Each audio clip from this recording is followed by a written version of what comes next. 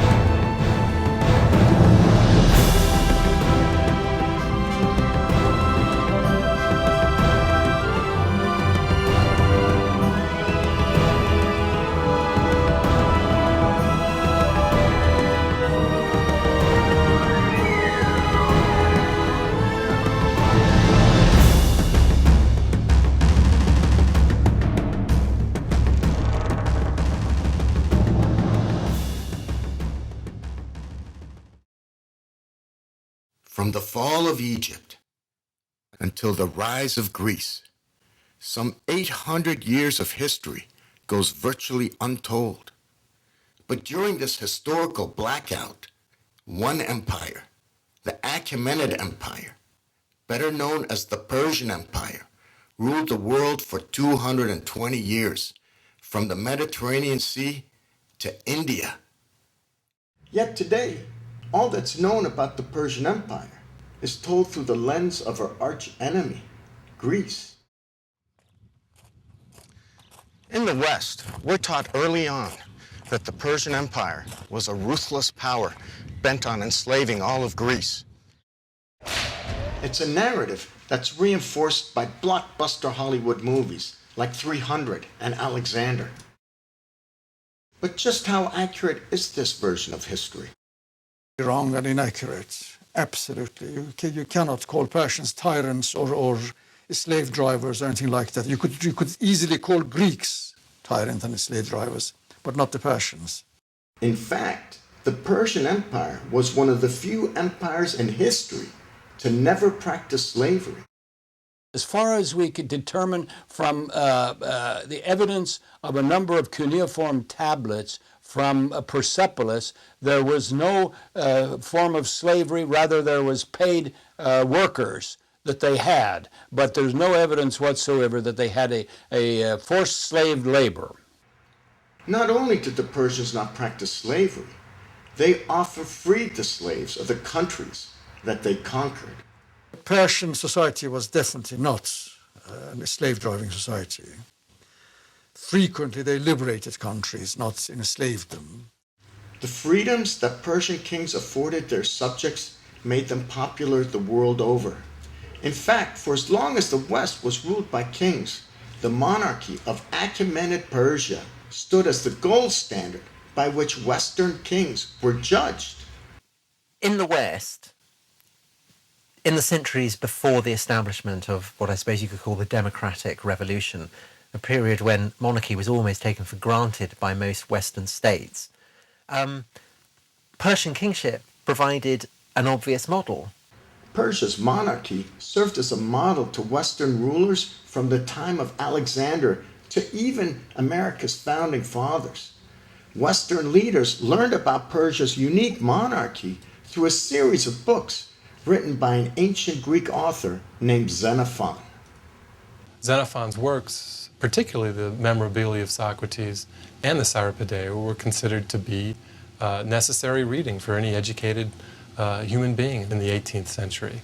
This would have been true in Europe as well as in America. Ben Franklin was a great reader of Xenophon.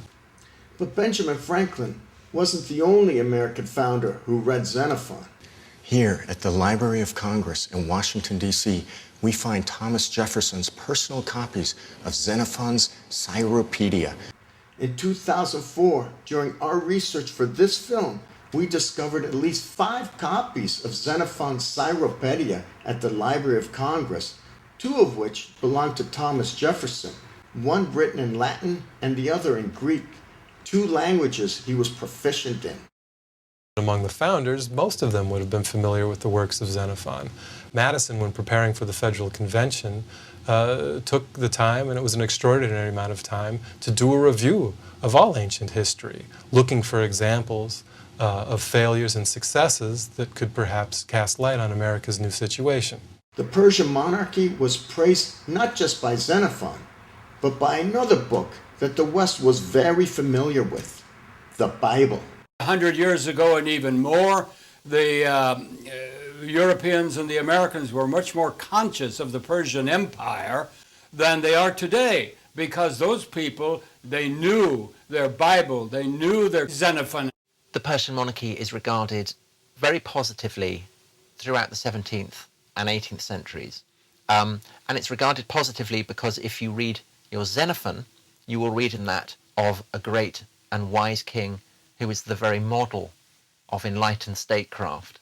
And if you read your Old Testament, you will read about the same king who is cast in it as the servant of God, as the anointed one, as the Christos, if you like, the Christ. So this is a very, very positive image. But then, at the beginning of the 19th century, that positive perspective starts to change. The Persian Empire has this very dark image in the West today only because Persia was the historical enemy of ancient Greece.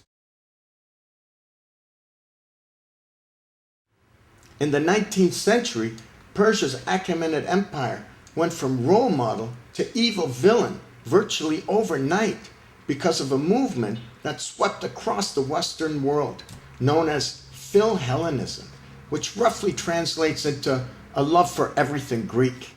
This was a time when the notion that had provided a measure of unity to Europeans, the notion of Christendom, that they all belonged to a single Christian entity, was starting to be fragmented by the Reformation and by the wars of religion.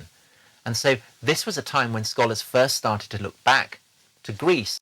Spearheading the Philhellenic movement was a group of Western artists and intellectuals known as the Romantics. In the Romantic period in the 19th century, people are trying to glorify the achievements of ancient Greece. What the Romantics admired more than anything else was the ancient democracy of Athens, Greece.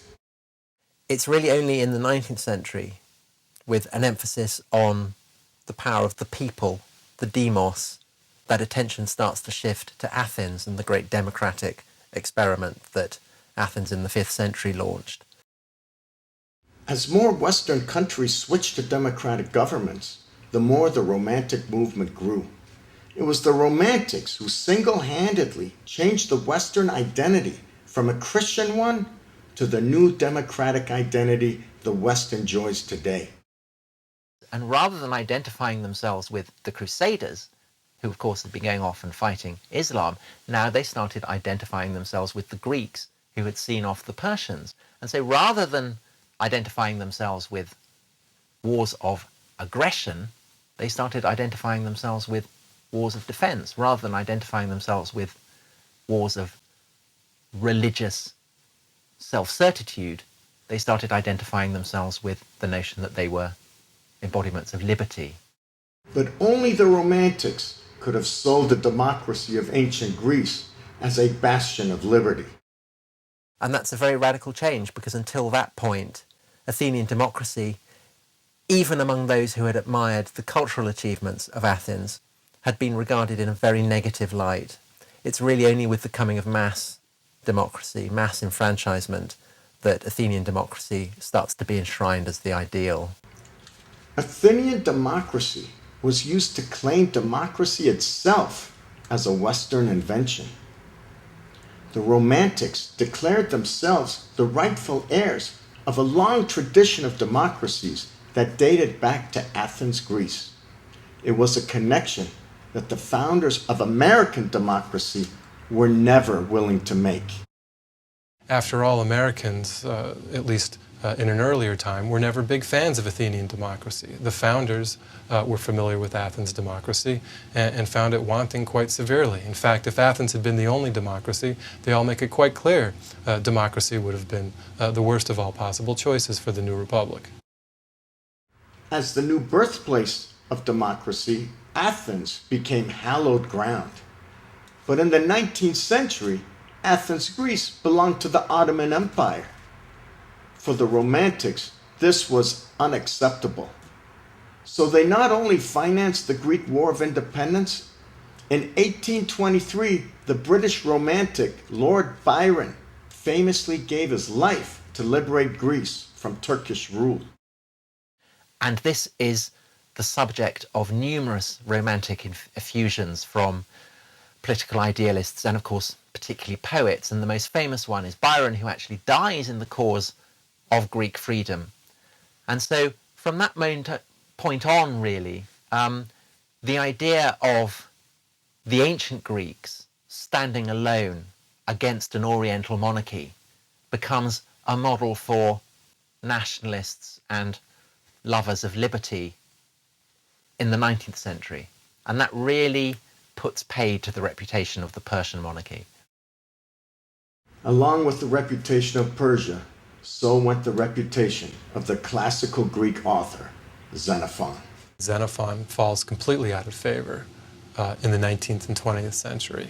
Up until that time, he'd been considered as a wise man. Milton calls him the equal of the divine Plato.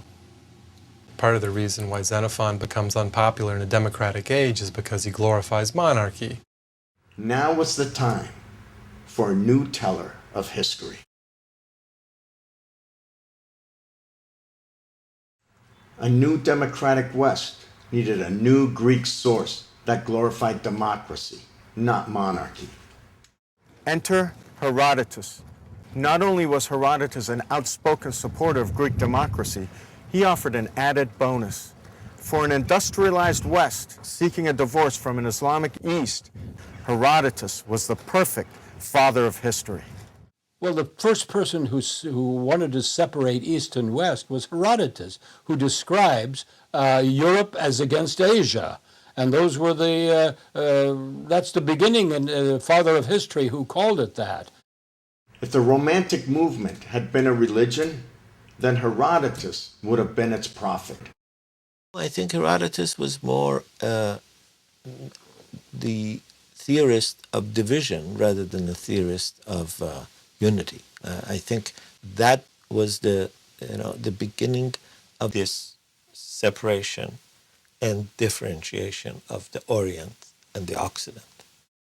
Our only negative image of ancient Persia comes to us almost exclusively from Herodotus.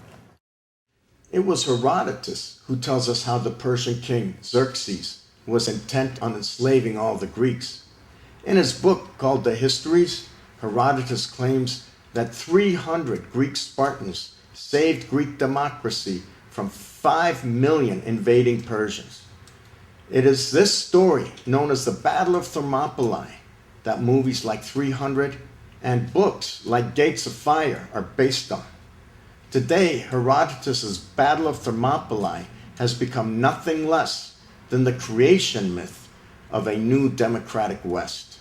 It's so powerful a notion that the world can be divided into two halves, that it has remained a sort of part of the primal myth of European consciousness.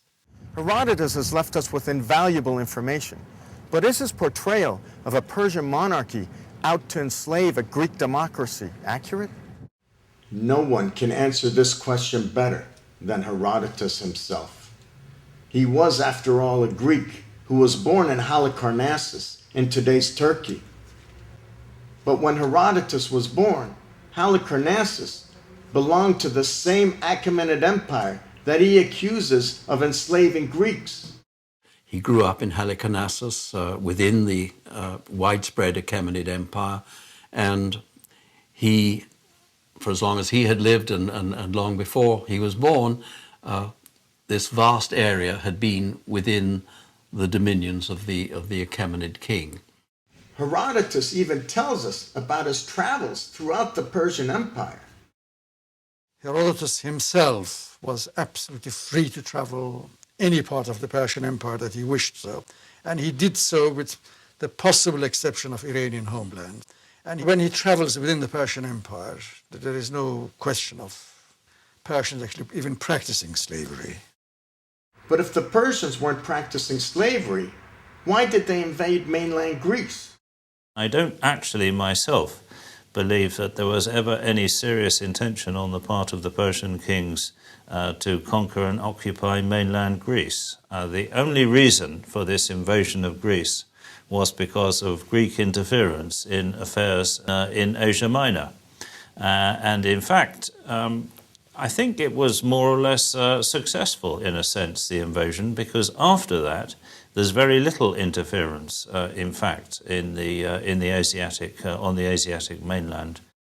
The Persians invaded Athens because Athens had sponsored the burning of the Persian city of Sardis. The Greeks had been carrying out terrorist attacks on Persian holdings for decades, from pirating Persian ships passing through the Bosphorus and Hellespont, to attacking Persian garrisons, to stoking rebellion among Greeks living inside the Persian Empire. But what finally forced the Persians to invade Athens was when a Greek by the name of Aristogyrus set fire to Sardis, the westernmost capital of the Persian Empire. These are the remaining pillars that once held up the massive wall that once surrounded the entire city of Sardis. Herodotus himself tells us that the fire Aristogyrus set trapped the entire population of Sardis in a ring of fire. There is a temptation among Americans, as there were for the British in our own imperial heyday, to identify themselves with the Athenians because we like to see ourselves as being democracies. But actually, I think that, speaking in geopolitical terms at any rate, the real parallel, if you want to find an ancient parallel to America's role now, it's not with Athens, it's with Persia. And the problems that America faces as a superpower are pretty similar to those that the Persians faced. And if you want to understand why the Persians invaded Greece, they felt that there would never be peace in Ionia, in the northwest frontier of their empire, while there was this mountainous redoubt of terrorist states across the Aegean. They saw Athens, they saw Sparta as nests of terrorists. But more than that, they regarded the Athenians and the Spartans as belonging essentially to an axis of evil. They saw it in moral terms. To the Persians, order was synonymous with truth. They had the same word for it, arta. And so they saw their own empire as being representative not just of political order, but of moral order as well. And therefore anyone who opposed them was not just a terrorist, but was evil.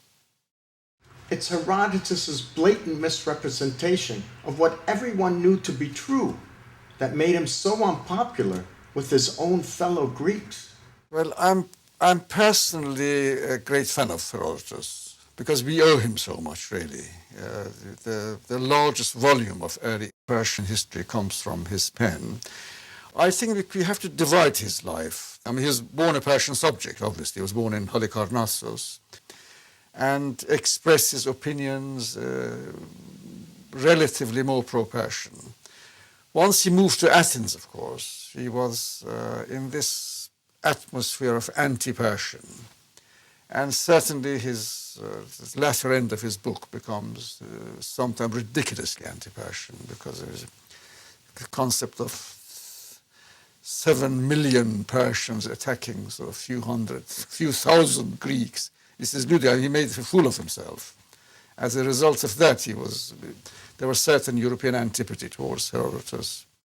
In fact, Herodotus suddenly becomes far more popular in the 19th century West than he ever was among his own contemporaries. Herodotus's popularity was certainly waned in the early modern period, largely because he was considered to be not the father of history that Cicero called him, but the father of lies, which is more of what Aristotle seemed to imply about him. And Thucydides, he didn't write objective history. Herodotus lost the respect of his Athenian contemporaries, not because he vilified Persia, but because he glorified Athenian democracy.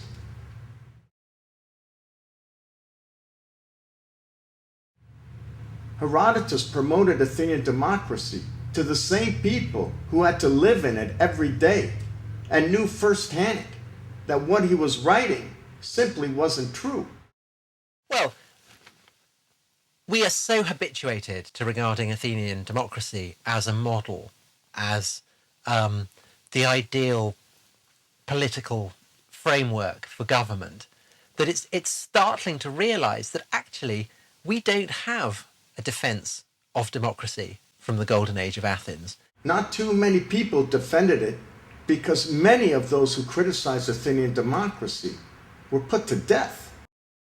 That was really a worse offense. In certain cases, you got death penalty for that. It was really as claustrophobic as that, the atmosphere. What made the democracy of ancient Athens so dangerous was that it was a pure democracy, also called a direct democracy. A direct democracy is when every citizen has the right to vote on every government decision. The Athenian notion of democracy under Pericles is much more radical than ours. In Athens, under Pericles, the system was much more direct. Every citizen had a direct input into the way that the city was run. When every citizen is allowed to vote on every government decision, the majority always wins. When the majority always wins, they can and always will oppress the rights of the minority. It is a natural consequence of democracy, which John Adams, one of America's founders, referred to as the tyranny of the majority. The tyranny of the majority it generally applies to a democracy whereby, because it is decided by the votes of the majority, those who are in the minority will find their wishes being overridden. This was the democracy of ancient Athens. The Athenian assembly could be made up of as many as 60,000 citizens. These citizen voters sentenced more innocent people to death than any Achaemenid monarch. This is what the founders of American democracy understood, which the Romantics did not. Well, for the Athenians, democracy meant direct political participation of the people in governing the affairs of the city. Whereas for the founders, they actually boast that one of the great virtues of the American Constitution is the complete exclusion of the people from participation in any collective capacity whatsoever through our political institutions, because anything short of that is incompatible with security of rights and protection of property. The tyranny of the Athenian assembly is the reason most democracies today are representative democracies. They may be called democracies, but in a representative democracy, citizens are at least one vote removed from the levers of power. In representative democracies, citizens can only vote for people who will vote on their behalf. We have representative democracy. We elect representatives who then pass laws on our behalf. Athenian democracy was, in a sense, if you like, much more authentically democratic. It gave power far more completely to the people. But giving power so completely to the people turned the Athenian assembly into an unpredictable mob. No one knew on whom the passions of the mob would turn next.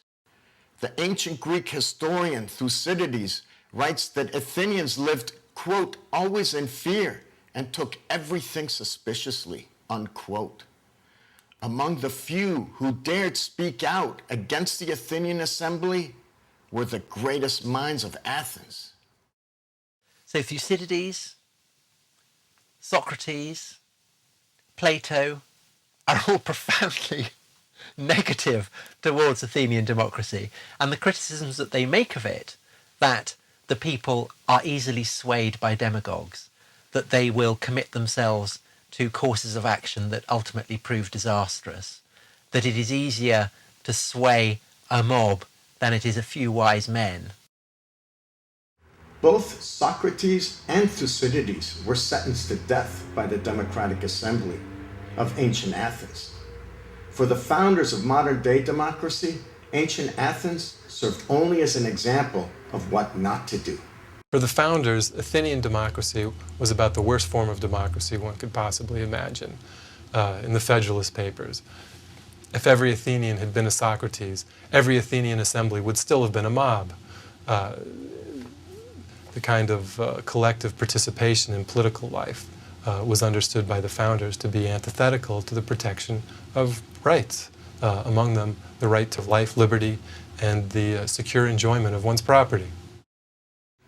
And the protection of rights is something Persia's monarchy had that Athenian democracy did not. There's no freedom of expression. I mean, the only people who could do that were the exiles who could run away from Athens. And there were hundreds of them, of course. Hundreds of great intellectuals run away from Greece and settled in court of the Persian emperor. It was a democratic agenda that caused Persia's historic fall from Western grace. But the West wasn't the only powerful force to deny Achaemenid Persia its rightful place in history. The East not only suppressed the history of Persia, but tried to wipe it out completely.